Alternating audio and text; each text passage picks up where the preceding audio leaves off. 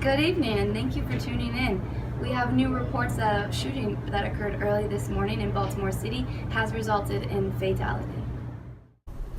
The victim was a 20-year-old black male whose name will not yet be released by the police. They believe that this was the result of an argument that went south, as there is evidence of foul play on the scene.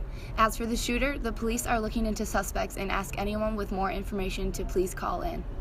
This event, unfortunately, is not the first of its kind to happen in Baltimore City. Community leaders are doing the best that they can to improve the situation. However, it's difficult with something that has such a deep structural base. We have our news reporter, Erin, currently down in Baltimore to get some public opinion. Thank you, Erin. I have Kinsey here, who's been a member of the community for about 2 years now. Kinsey, thank you very much for talking with me today. Yeah, absolutely. What are your thoughts on the recent violent events that have been occurring? It's definitely very scary. You don't want to hear these things happening in your own neighborhoods, but you want to feel safe and at home when you're in your own neighborhood. Of course, I definitely agree with you. So of the 2 years that you've been here, do you feel gotten worse over time? Well, it definitely hasn't gotten any worse, but it hasn't gotten any better. Mayor Blake, I know she's trying her best to help our community, but I just think there's too many changes to be made all at once. And could you just tell me what you mean by that? For example, I'm a minority living in this community. It's just fine by me. I choose to live here because it's cheaper. But there is a lack of resources here, and I'm fortunate enough to have a car and have access to those things, which others are not able to do. Do you feel that the violence could be a result of this lack of resources that you're referring to? Definitely. I would say that the conditions in this neighborhood are on the lower side when it comes to schools and businesses, and it's harder for people to get out of their current situations and get to one with better resources. What changes do you think could be made here to help get people more resources? Well, like I said, there's a lot of changes to be made, and I think a lot of them stem from structural issues, but I think the way to fix that would to not be to worry about what's happening now, but to worry about why it's happening and then go from there. All right, Kinsey, well, thank you very much for taking the time to talk with me today. Erin, back to you. All right, well, thank you, Erin, and thank you to Kinsey. It's always great to get the public's opinion so that we can get a kind of insider view on what people are thinking. As for here in the studio, we have Fariha from the Center for Disease Control Prevention with more on the subject. Fariha, thank you for joining us today. You're welcome, Erin. I'm happy to be here, and I'm happy to share some views on the subject with you guys. All right, so let's get right into the details of it. What is the current situation exactly, and what kind of problems are we looking at? I think the problems are really connected to how the situation is for minority groups and how some people in lower socioeconomic status are living.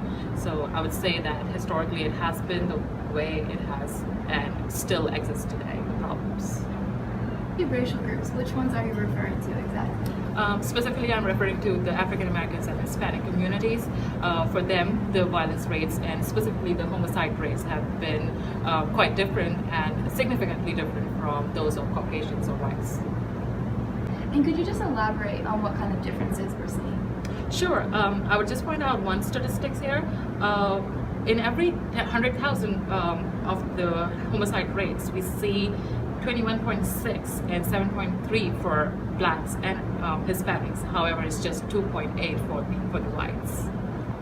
And why is it that we see disparities here? As I pointed out earlier, socioeconomic status is one of the correlated variable in here. It results in lack of resources for some communities, and we see in these areas where we have the rates of crime higher, the chunk of black communities and Hispanic communities is larger than the whites. So how about the difference between blacks and Hispanics specifically? If they are found in the same neighborhoods, shouldn't they be showing similar numbers? They do not show similar numbers. There are some differences which are significant between the two minority groups as well, because the Hispanics suffer with lesser amount of or lesser severity of unemployment and poverty. So again, their numbers in violent crimes are lower than the blacks.